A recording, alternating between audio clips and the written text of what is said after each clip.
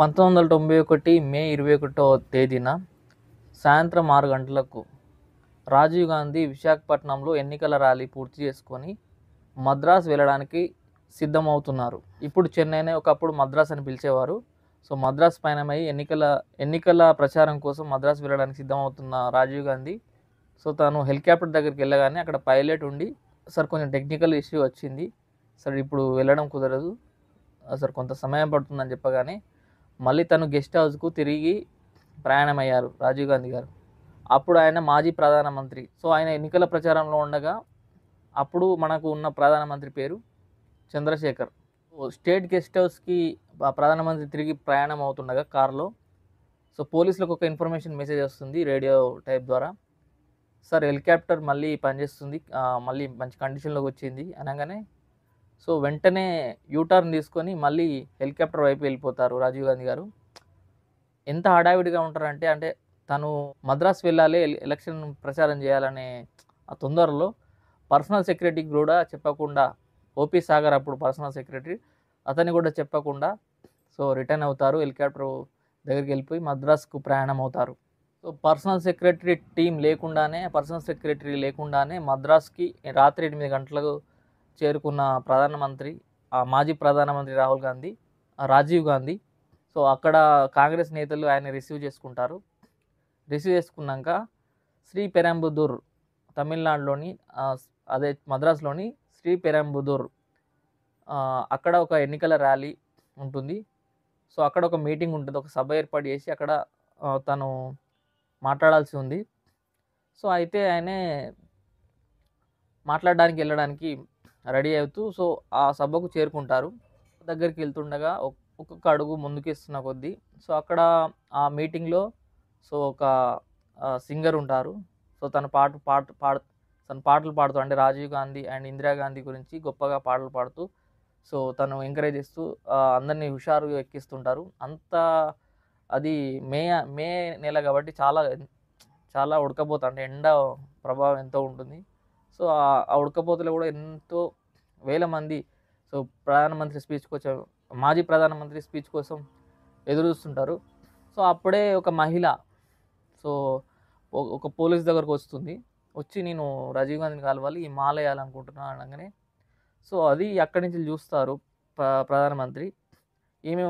Police ఉండి వద్దు, మేము పంపించడం కుదరదు, సో ప్రధానమంత్రికి కలవడంటే నీ దగ్గర పాస్ ఉందా అని అంటే, పాస్ లేదు మేడం, జస్ట్ నీ అభిమానంతో వచ్చినా అని చెప్పి ఆమె 2-3 డైలాగులు వేస్తుంది. సో అక్కడి నుంచి ఇదంతా అబ్జర్వ్ చేసిన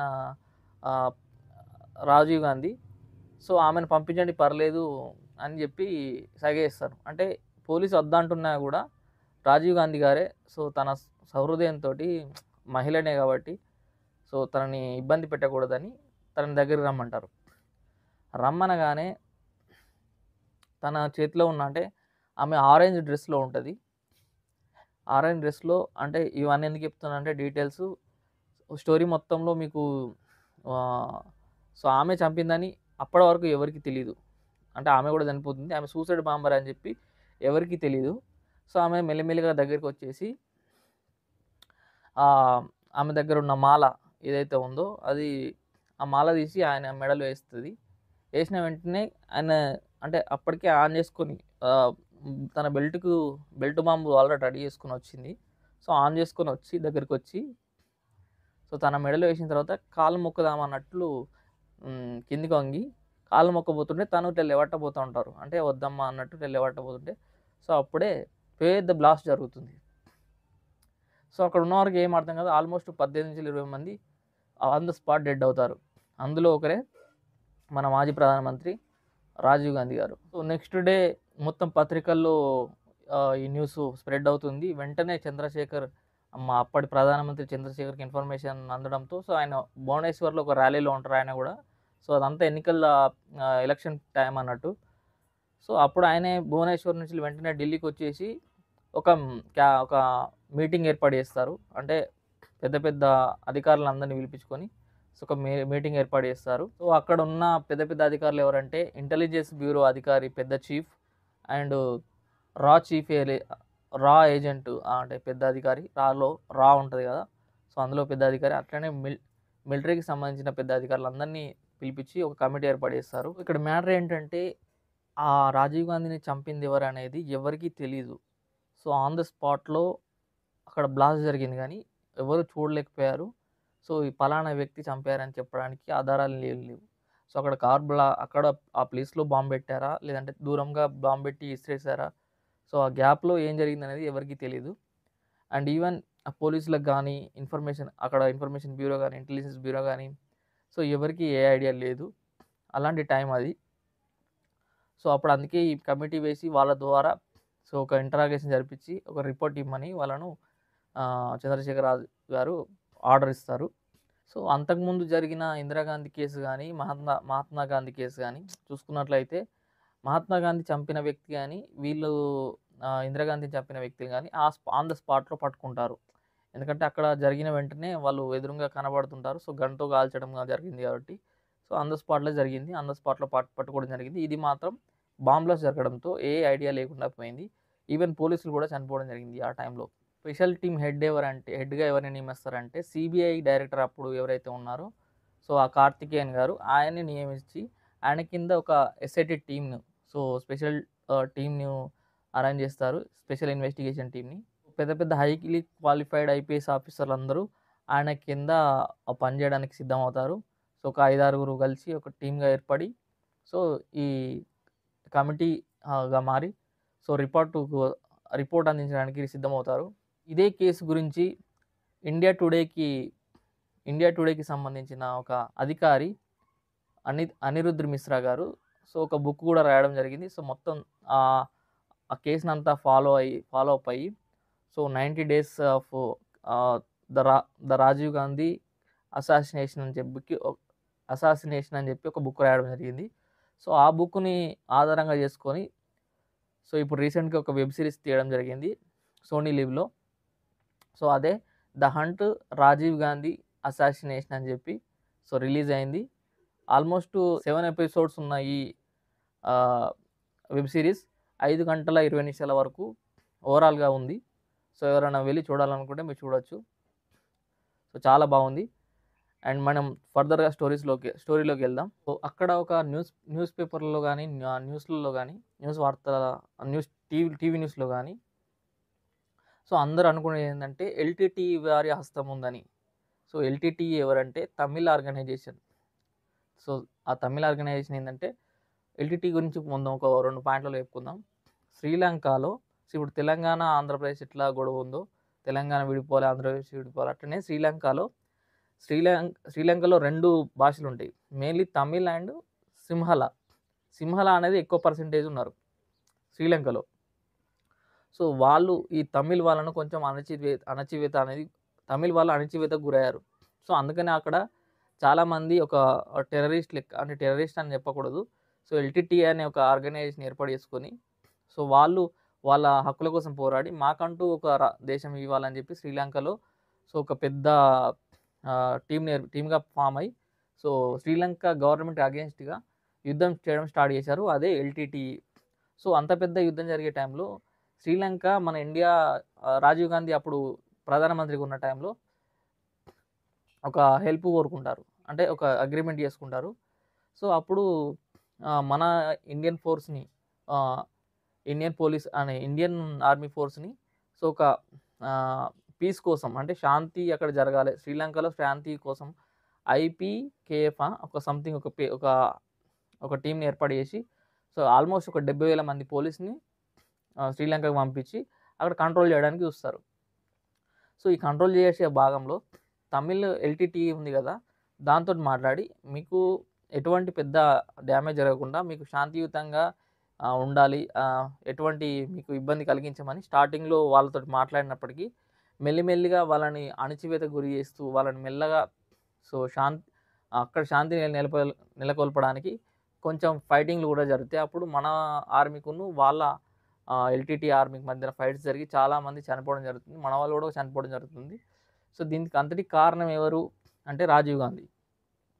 అంటే ఆయనే శ్రీలంకకు హెల్ప్ చేసి అక్కడ శాంతిని నెలకొల్పాలని చెప్పి మన ఆర్మీని పంపిస్తే అది ఇంకోలాగా మారి సో ఎల్‌టీటీఈకి రాజీవ్ గాంధీ అంటే పగ.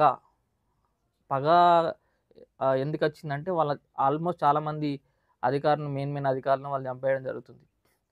సో, అప్పుడు తమిళ్ ఆర్మీకి కోపం వస్తుంది. వాళ్ళందరూ ఎలాగైనా గానీ ఇప్పుడు నెక్స్ట్ ఎలక్షన్‌లో రాజీవ్ గాంధీ వచ్చిండంటే మళ్ళీ మనల్ని అణచివేస్తాడు. మన లక్ష్యాలన్నీ మనం నెరవేర్చుకోలేమని జెప్పి సో, వాళ్ళకు ఆ పగ ఉండడంతో ఎల్‌టీటీ మీద అనుమానంతోటి వార్తల్లో ఎల్‌టీటీ గురించి మొత్తం స్ప్రెడ్ అవుతుంది. సో, వాళ్ళే చంపి ఉండొచ్చని.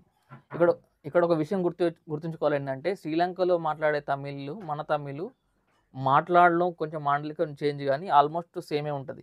ఇప్పుడు తెలుగు అంటే తెలంగాణ తెలుగు, ఆంధ్ర తెలుగు 2 సేమే అయినప్పటికీ మాట్లాడేటప్పుడు కొంచెం మనం చేంజ్‌గా మాట్లాడతాం. అంతెందుకు ఇటు లాస్ట్‌కి హైదరాబాదు తీసుకున్నా, ఇటొచ్చి ఆదిలాబాద్ తీసుకున్నా హైదరాబాద్, ఆదిలాబాద్ 2 తెలంగాణ జిల్లాలైనప్పటికి మాట్లాడడంలో కొంచెం డిఫరెంట్ ఉంటది. హైదరాబాద్ వాళ్ళు కొంచెం ర్యాష్‌గా ర్యాష్ అంటే "అరేయ్ మామ చెప్పు" అన్నది ఎట్లుంటది. మనోళ్ళు గూడా మాట్లాడతారు గానీ కొంచెం రియల్ మన విలేజ్ లాగా మాట్లాడడం జరుగుతుంది. సో, ఆ డిఫరెన్స్ అన్నట్టు. అట్లనే తమిళ్ ఇండియాలో ఉన్న తమిళ్ వాళ్ళు మాట్లాడే భాష అండ్ శ్రీలంకలో ఉన్న తమిళ్ వాళ్ళు మాట్లాడే భాష కొంచెం డిఫరెన్స్ అనేది ఉంటుంది.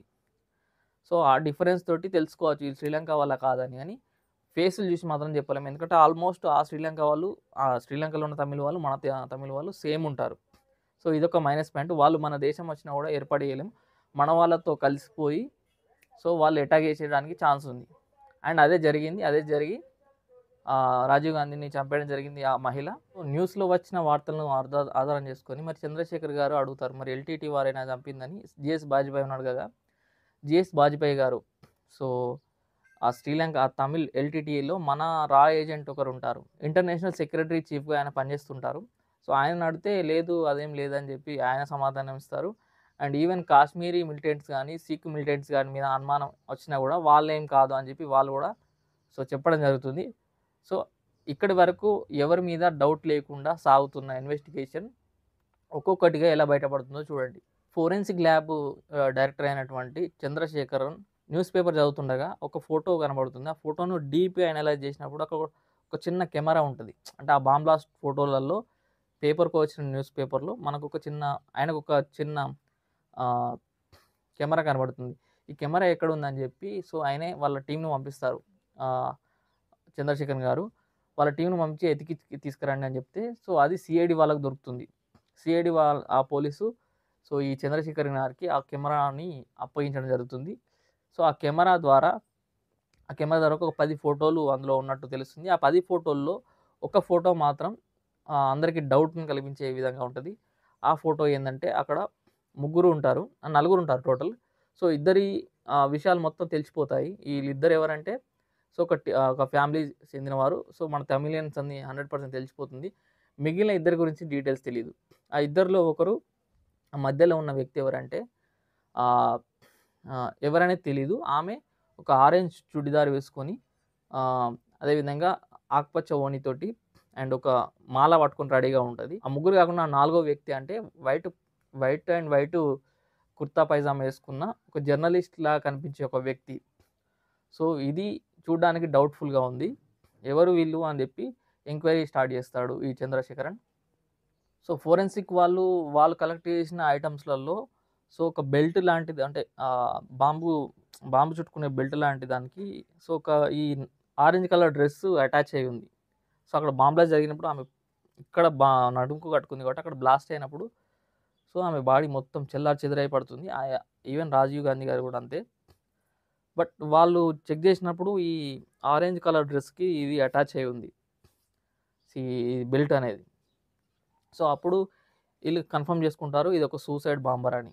సో, ఇక్కడ ఏం జరిగిందంటే వీళ్ళింక కన్ఫర్మ్ జేసుకోవడానికి అక్కడే ఉన్న ఒక పోలీస్ అధికారి ఆహ్, అప్పుడే అంటే ఆమె గూడా చాలా దెబ్బలతోటి, గాయాలతోటి హాస్పిటల్‌లో ఉంటది. ఆమెను క్వెషన్ చేయడానికి వెళ్ళినప్పుడు సో, ఆమె చెప్పిన విషయం ఏందంటే, నేను గూడా జూషిన ఒక ఆమె ఇట్లా మాల పట్టుకొని దగ్గరికొస్తుంది. రాజీవ్ గాంధీ దగ్గరికి. నేను వద్దని జెప్పిన. వద్దని వారించినా గూడా బట్ రాజీవ్ గాంధీ గారే సో, అలో జేయండి ఆమెను అని జెప్పి ఆయన దగ్గరికి పిలిచి నో డోంట్ వర్రీ టెన్షన్ పడకండి అని జెప్పి మాల వేసినట్టు వేసి కిందికి వంగి నమస్కరించినట్లు చేసి కాళ్ళకు సో, బ్లాస్ట్ జరగడం జరిగింది వెంటనే.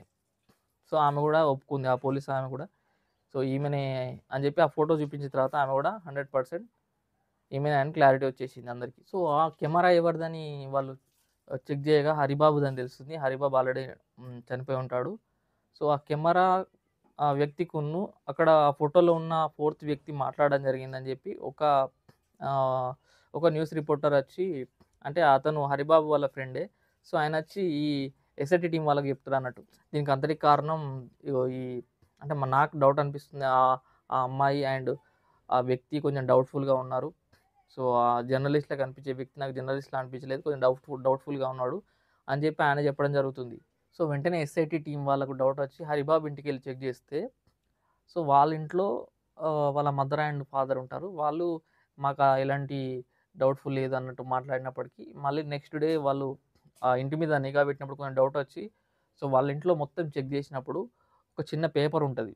ఆ పేపర్‌లో ఏంటిదంటే అదొక బిల్. ఏదైతే చందనమాల ఆహ్, ఆ మాల ఉందో, ఆ మాలకు సంబంధించిన బిల్ అందులో కనబడుతుంది. అండ్ అక్కడే ఒక లెటర్ గూడా ఉంటది. ఆ లెటర్‌లో వాళ్ళ గర్ల్ ఫ్రెండ్‌కి సంబంధించిన అప్పట్లో ఫోన్సు, మెయిల్స్, వాట్సాప్ చాటింగ్ లేదు గదా! ఆ లెటర్ ద్వారానే లవర్స్ మాట్లాడుకునేవారు. సో, హరిబాబుకి సంబంధించిన లవరు ఆయనకొక లెటర్ పంపుతుంది. "ఏంది నువ్విట్లా ఏదో గాబరా పడుతున్నావు? ఎందుకు అంత టెన్షన్ పడుతున్నావు ఎందుకు? ఎందుకు ఆ ప్రాబ్లమ్‌ని ఫేస్ చేయాలనుకుంటున్నావు నువ్వు? సో, అదేంటో నాకు జెప్పు" అని జెప్పి ఆమె రాయడం జరుగుతది లెటర్‌లో. ఆమె ఎందుకని అలాంటి రిప్లై ఇచ్చిందని జెప్పి వీళ్ళకి డౌట్ కలుగుతుంది. అండ్ ఇంకొక విషయం ఏంటంటే అక్కడే ఎల్‌టీటీకి సంబంధించిన లీడర్ ప్రభాకరన్‌కి సంబంధించిన ఫోటో గూడా కనపడిస్తుంది. దీనితోటి కన్ఫర్మ్ అయిపోతుంది హరిబాబు గూడా సో, ఆ టీమ్ మెంబరే అని జెప్పి. ఎల్‌టీటీకి సంబంధించిన టీమ్ మెంబర్ అని జెప్పి. సో, వీడియో లెంత్ అయిపోతుంది. నేను మళ్ళీ నెక్స్ట్ పార్ట్ 2లో వీడియో చేయాలనుకుంటున్నా. ఇక్కడికొచ్చే వరకు అంటే వీళ్ళందరూ ద్వారా మనకు ఒక్కొక్క పాయింట్ మనకు అర్థమైపోయి, సో, ఎవరు దీనికి రీజన్ అనేది ఆహ్, ఈ ఈ స్టోరీలో మీకు అర్థమైందనుకుంటా ఆల్మోస్ట్. ఒకళ్ళు ఎల్‌టీటీకి సంబంధించిన వ్యక్తి, ఆ మహిళే అక్కడికొచ్చి ఏ డౌట్ అంటే ఎక్కువగా అమ్మాయిల్ని వుమెన్స్‌ని డౌట్ పడరు గదా! అందుకే ఆమెను పంపించిర్రేమో. సో, ఒకవేళ అది మిస్ అయినా గూడా, ఆ బాంబ్ బ్లాస్ట్ మిస్ అయినా గూడా, ఆ రోజు మిస్ అయినా, సో, పక్కా నెక్స్టు ఎక్కడనో ఏదో ఒక మీటింగ్‌లో వాళ్ళు ప్లాన్ జేసేవారు. సో, అంత పగ ఉన్నది ఎల్‌టీటీ వారికి. సో, ఎందుకనేది మీకు రీజన్ తెలుసు ఆల్రెడీ చెప్పిన. సో, పార్ట్ 2లో మళ్ళీ అసలు టోటల్ స్టోరీ చెప్పుకుందాం. సో, ఒకవేళ అది గూడా లెంత్ అయితే పార్ట్ 3కి పోస్ట్‌పోన్ చేద్దాం. సో, ఈ వీడియో నచ్చినట్లయితే లైక్ జేయండి. అండ్ ఎక్కువ మందికి షేర్ జేయండి.